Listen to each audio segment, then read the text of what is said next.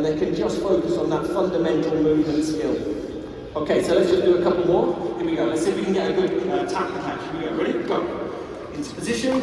Up. Okay. Right. And again, next one's in. Here we go. Ready? Go. Yeah. You keep tapping, guys. Touch there, Sophia. Touch. Okay. That's it. Was it up or down? It was a down. Right. Here we go. Down. In that position. Up. Oh, it's definitely a down. Back into here. Right. Let's get some intensity to the drill. Up. Hit. Okay. And it's important when we're trying to drive volume within the practice that we end up loading the training end. So you'll notice that there's 3 players down there and only 1 player down here. Okay? So this would be our closed practice. We isolate the skill, get the real fundamental feeling of the skill. Just before we move on to the next slide, just to backtrack a little bit, remember that technical development framework that had the arrow? And how we said that you can make loads of technical improvements right at the beginning of the process, working on ready, read, react. Notice Stu didn't talk once about the rackets at all. What we were focused on was having a really effective and efficient movement to get into position early. So really good ready, read, react, really good prepare. Okay, perfect. So we're gonna move on. Okay, and so we've got the four levers that we talked about earlier. And as we progress the skill, we're going to put all of those levers in order to try and create the training environment for the players. So the first one that we're going to look at is tactical. And the way that we're going to do this is I'm going to mark an area on the court which determines whether the player is successful or unsuccessful in that first ball characteristic. So we're going to mark out an area here. If Naomi manages to achieve the area, then we play on. If she doesn't achieve the area, then we stop. So the area is going to be here. Okay, right, Naomi, you ready? Now, because we want to progress the skill, we're going to add in the shot before. So I'm going to do a 2-ball feed. I'm going to send the ball first of all into Naomi's backhand over there. She's going to hit cross. We're not going to play that ball. I'm going to feed the second ball in down the line. And if she gets it in this zone here, then we play on. Okay, here we go. So first ball comes in. Okay, here we go. There's the second ball. Does she defend it? Okay, it didn't go in the zone, so don't play the point out. And we've pulled the tactical lever to say the demands on the outgoing ball now have got to be better. So she's under much more pressure. Okay, here we go. So first ball wide. Yeah, it comes back. Here we go. Second ball's in here to defend. Okay, didn't make the zone. Okay, let's go again. Here we go, guys. Let's get one in the zone. Right, we're ready. So first ball in. Okay, second ball in here. Up. Oh, yes. And we play. Good. Go, go, go. The net ball. Okay, very good, very good. Okay. And so you can see that we've pulled the tactical lever. We've changed the demands of the outgoing ball. That if we don't meet that target area now, we don't play on. Okay? Let's move on. So now we're going to try and pull the technical lever, and we're going to try and, I call it turning up the heat.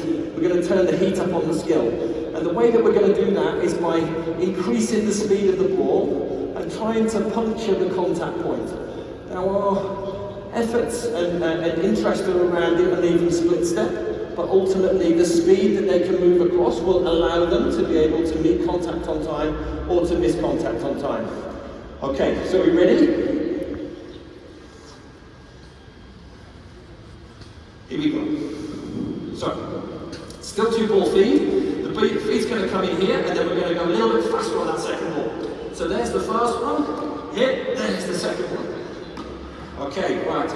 Okay, the zone here, we're not going to use the zone anymore. We play on whatever. Okay, next one's in. So there's the first ball, hit, boom. Yeah, second ball. Okay, and play. Okay, and again, here we go. So by turning up the heat on the ball characteristics, applies far more pressure technically to the skill. Okay, let's have a couple more. Remember, just going back to how we set the court up tactically, we've still got our player starting positions that are all relevant. Here we go. So there's the first one. Oh, it's the second one. Okay, play. That's it.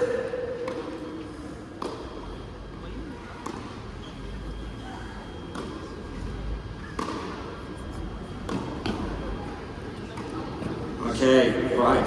Tight call, can you see the mark?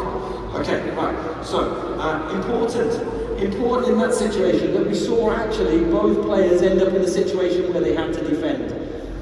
Because I'm feeding the ball in so much quicker now, down the line here, we find ourselves in a position where the player's got to conjure up something different to be able to stay in the point.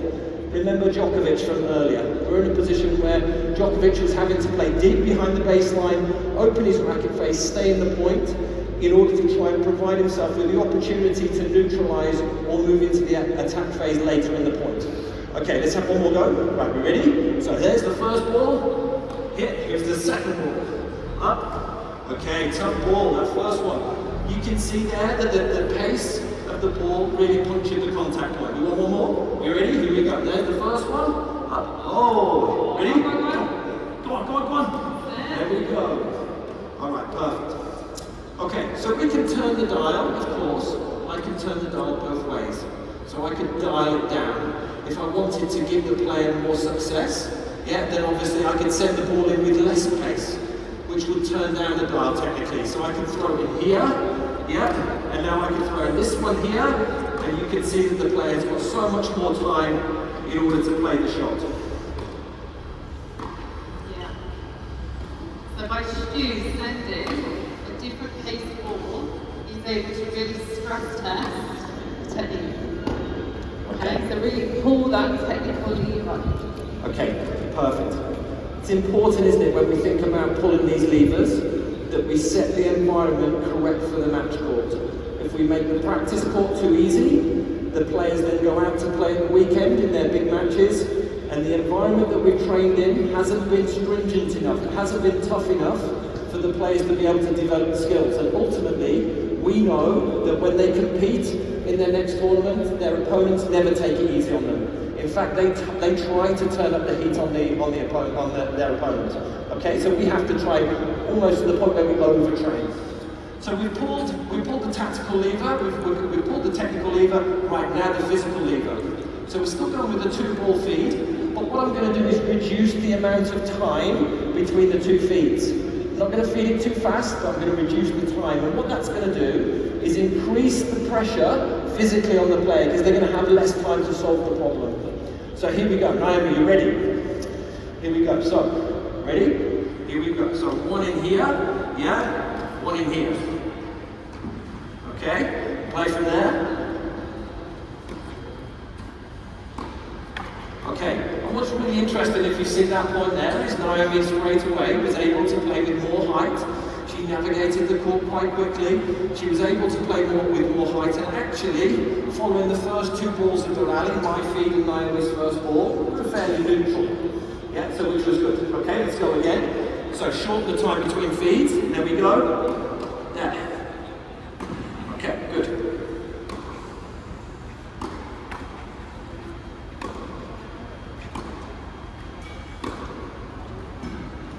Okay, perfect. And so again, with